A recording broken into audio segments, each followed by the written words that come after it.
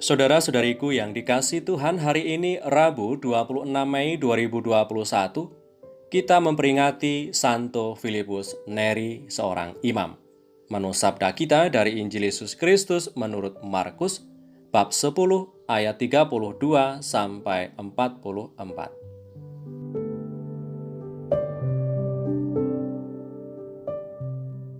Sekali peristiwa, Yesus dan murid-muridnya sedang dalam perjalanan ke Yerusalem dan Yesus berjalan di depan. Murid-murid merasa cemas dan juga orang-orang yang mengikuti dia dari belakang merasa takut.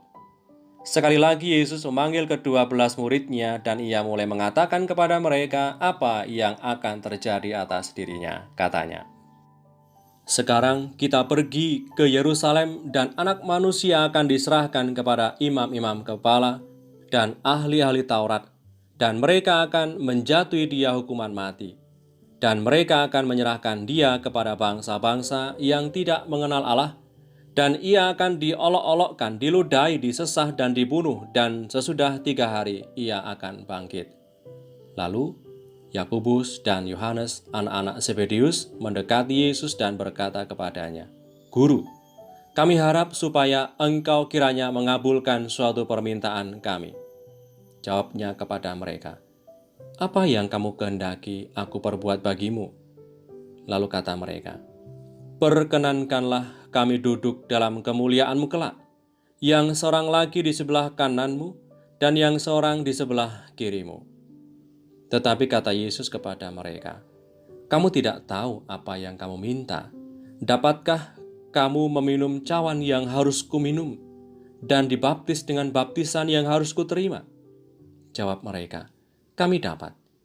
Yesus berkata kepada mereka, "Memang kamu akan meminum cawan yang harus kuminum dan akan dibaptis dengan baptisan yang harus kuterima.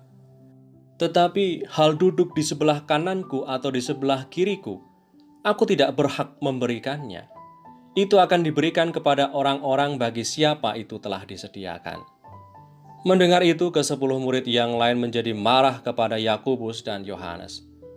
Tetapi Yesus memanggil mereka lalu berkata, "Kamu tahu bahwa mereka yang disebut pemerintah bangsa-bangsa memerintah rakyatnya dengan tangan besi, dan pembesar-pembesarnya menjalankan kuasanya dengan keras atas mereka. Tidaklah demikian di antaramu. Barang siapa ingin menjadi besar di antaramu, hendaklah ia menjadi pelayanmu. Dan barang siapa ingin menjadi yang terkemuka di antaramu, hendaklah ia menjadi hamba untuk semuanya. Karena Anak Manusia juga datang bukan untuk dilayani, melainkan untuk melayani dan untuk memberikan nyawanya menjadi tebusan bagi banyak orang." Demikianlah Injil Tuhan. Terpujilah Kristus.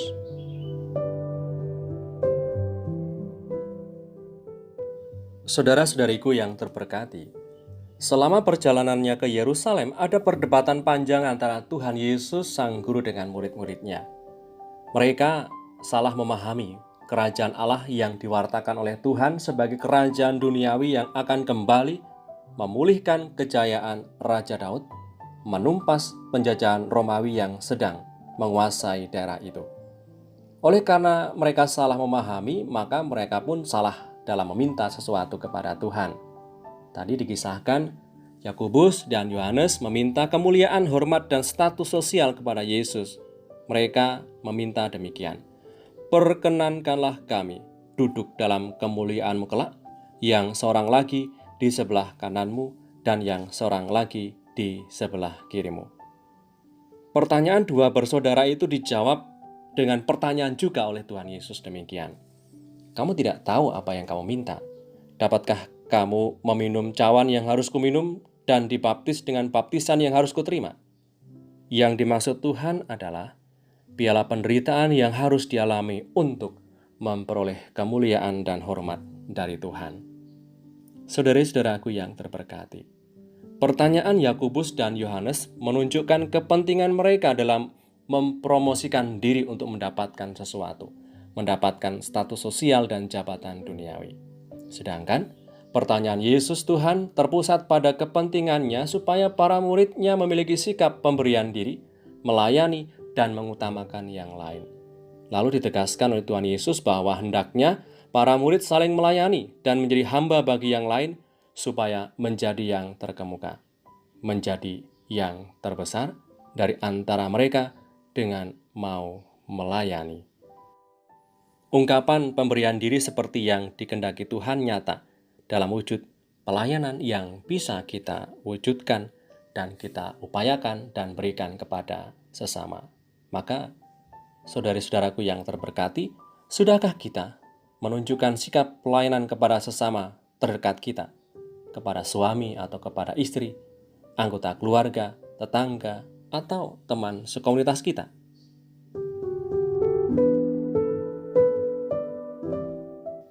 Marilah berdoa.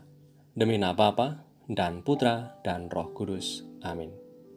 Allah Bapa Maha Baik, Engkau mengutus Yesus Kristus Putramu untuk menyelamatkan kami umat-Mu.